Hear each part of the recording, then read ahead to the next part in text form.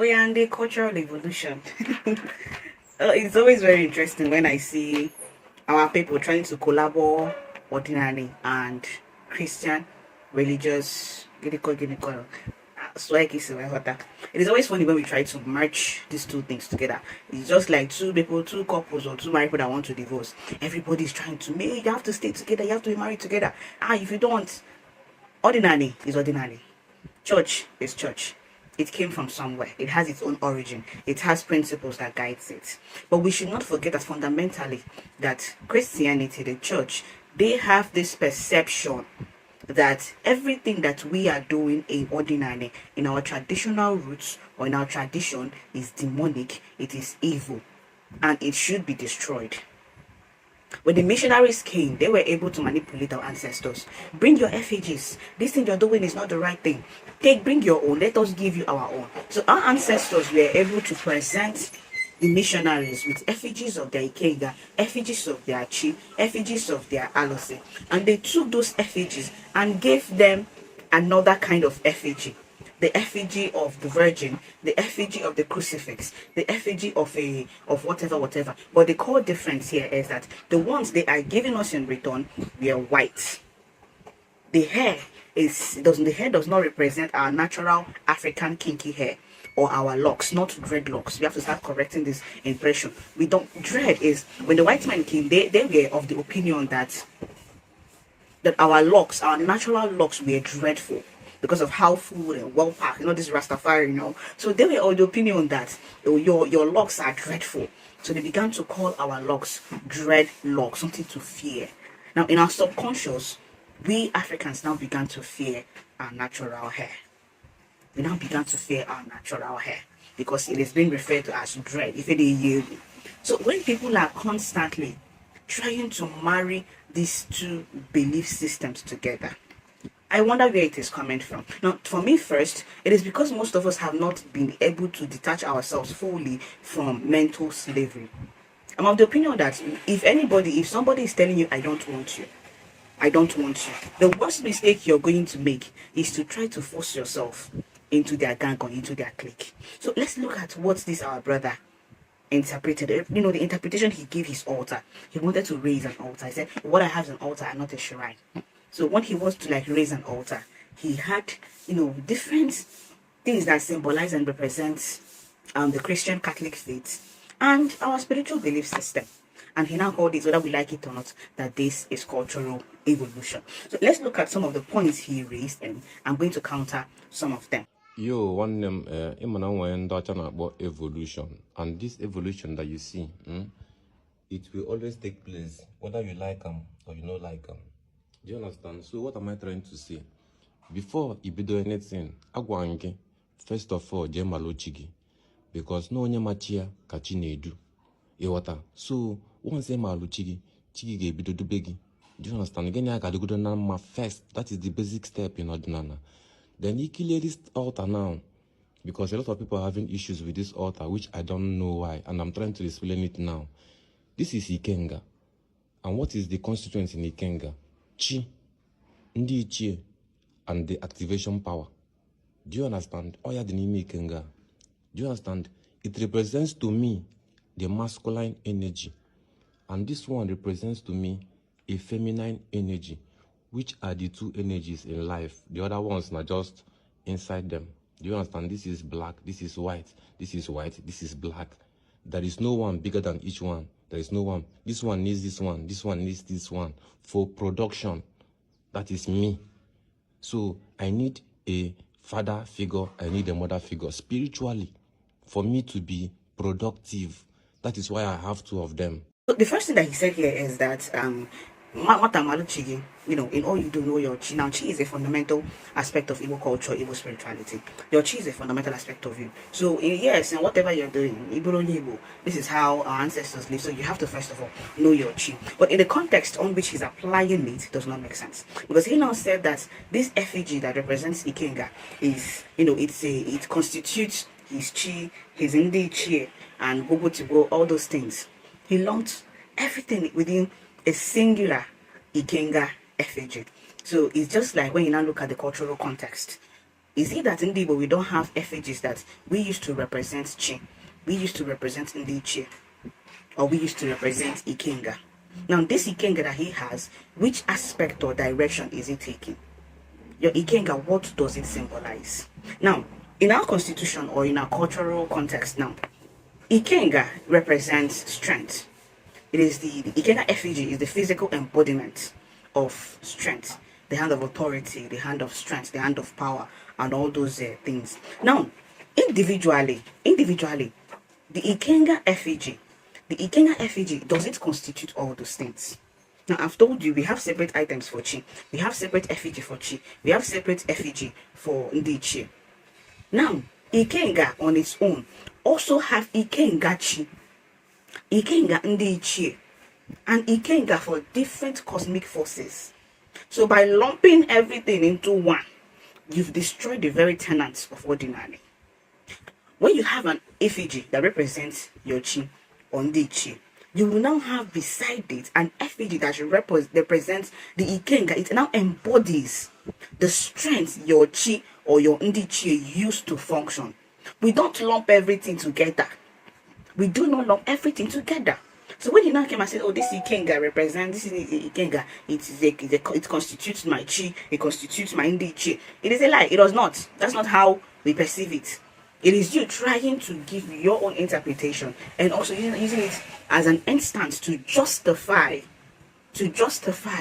your religious affiliation, because it does not exist in Odinaani. Now the second one is using the effigy. Just look at it. You're using the effigy of a white woman as a representation of a feminine energy. What happened to Wunewine? What happened to effigies that represent an African woman? Because you were given birth by an African woman. So how is the effigy that represents a feminine entity to you be represented by an effigy of a white woman? But in our cosmology, in our own constituency as Ndi-Igbo, we have Ogunewai, we have Alanazonwa, we have, I don't know your community, but I'm 100% certain that there are female deities in your community that you can use as a representation of your female entity or your female energy or your feminine divinity or anything, or it gets me. So we have our own. So why should we leave our own in pursuit of another person's own? It all boils down to mental indoctrination. We are trying to force ideologies that we do not share any similarity with. Now the next one. He said that this is white and this is black, that no one is bigger than one and no one is here. That is not true. Subconsciously, he's still living with the mindset that the white one is more supreme than the Ikenga. Subconsciously. And if you now try to get a different opinion from a different source, they will tell you, oh, this white one is more supreme than this one. Why do you even have this one? So you should not have this one. You should even just have this white one. It's more than enough. So it is not about your own interpretation. It is not about how you see it, but it's about what is attainable. What are we seeing in reality? What is our reality telling us? And the reality is telling us that people that participate or belong to this school of thought, religious people, they don't believe that there's any sort of equality or equity between the white belief system and the black belief system. So subconsciously, that's why you even have this whole altar and trying to justify it. Subconsciously, you believe that you need to attach yourself to these white symbols in order for your blackness to make sense, in order for your black spirituality to make sense. And just to say, okay, not just to make sense, but see here, this one is now powerful, and if this one does not work, that one will surely work. Subconsciously, you're dealing with a lot. Subconsciously, you still believe that the white one is better than the black one, even if you not accept it, or even if you will not be open to this conversation. You believe that the white one is better than the black one subconsciously, and take it to any religious priest, they will give you the same answer. This is a general thing that everybody knows, and this is what people believe in. This is how they see us. This is how they perceive us. So we should stop deceiving ourselves with all these things. Let's go to the final one.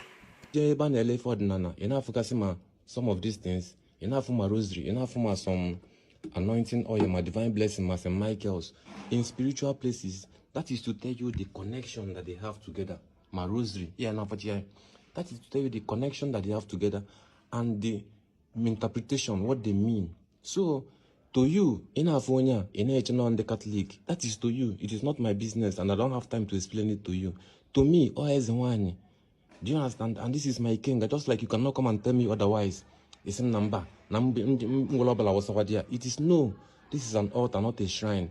And coming to evolution, what I'm trying to make you to understand is that I can remove this candle because why? Or a life oko, as in like it can catch, because I'm going to put this thing in my altar, in my sitting room. So it might catch my curtain. This thing might catch my curtain. So now this is a representation of my candle. So when I put this thing here, you can see the light blinking. When I put this thing here, will you now tell me that this is a foreign thing? That why did I put this foreign thing in my altar? Brother, I'm looking for things that are very, very nice to put in my altar, so that once I look at my altar direct, I see my king, I see as and why, I know that everything is active. So please, I don't know why you people are not really understanding this whole thing. All these things are one, only to a spiritual person. But to somebody who is religious, they are foreign gods, they are local gods. Thank you, my people. Now, finally, you try to justify these things by saying, oh, people that sell spiritual items. I've been to a lot of places where people sell spiritual items. The people that practice Odinaani and also sell the spiritual items for Odinaani, they are not religious. It is only religious people, which is rarely, because you will not even see rosaries. You will not sell those things there. So it's even rare. It is rare. It is just few people that are trying to do their normal business, because this is business. So if they feel that this is what is going to sell, they are going to participate, they are going to sell it, because it is business. If you go to core traditional places, you're not going to see these effigies there. But when you now go to some certain shrines, people that want to water down our indigenous system, or people that want to present themselves as what they are not, because of, should I say, shame that has been somehow attached to the practice of spirituality or indigenous spirituality and indigenous culture, you now see people trying to mix these things and water the whole thing down. We've heard people say that, okay, I want to institute my chi altar, but I don't want to use the traditional effigies. I want to use the white man effigy. I want to use the crucifix. I want to use this effigy of this virgin, to represent my chi, so that people will not know that I'm practicing Odinaani. That's hypocrisy. And this is what is happening here. So trying to use people that sell these spiritual items as justification, it does not mean anything. Maybe for people that have not gone to this, people that have not met anybody that sells these spiritual items, but we know that they are there for their own pockets. They are just selling their goods. So it is not any form of justification. So there is no connection or interpretation, as you said. These people are just doing their business. Allow them to do their business. They are just trying to sell their market. So they are selling they have goods and they are selling it. So when you now try to use these people as justification, you're just making a mistake. And look at these images. You will now say that the virgin is trampling a snake. You will say that this is Ezewani, this is the called Ezewani. But we know that religious people believe that this Ezewani is not our own. That the fact that their own version of your Ezewani is trampling a snake means that it is trampling every other forms of indigenous deities and energies, including the Ezewani that we have in our own traditional cosmology. So how is this thing now an Ezewani? Or are you just trying to make sense of something that does not make sense? And you're not the only person. Recently, we now have this hybrid of people trying to collaborate to combine this system, Christianity and Odinaani, to combine it. For whatever purpose it is going to serve them, I don't know. But we need to be honest to ourselves. If you want to practice tradition, practice tradition. If you want to be a church goer, be a church goer. But do not make the mistake of trying to combine the two, or to force people to accept the same thing, because you have accepted it, you have internalized it, you're now saying it as the real thing. But we cannot coexist because of one singular fact. Religious people are still living under the perception that traditionalists and the traditional deities and energies and the things that we do in tradition are demonic. This is where we see them, devoting ample time, praying against people and destroying shrines, trying to destroy our history. Shrines that have been in existence far beyond the church came. The church wants to eradicate every single trace of our spirituality. But here you are in this modern century, waking up and trying to force this system to coexist. Now, indigenously, it is coexisting, but it is coexisting in not in the same way that we are looking at it. Coexisting in the sense that we could have a shrine in this location and a church in the opposite direction. On Sundays, people go to church. If the shrine is open on Sunday again, people go to the shrine and do whatever they want to do. But what we are not doing is trying to force these ideologies, religious or Christian ideologies, in our spiritual system. We're now seeing the adoption of some of our traditional systems to the church and the Chizuozoka.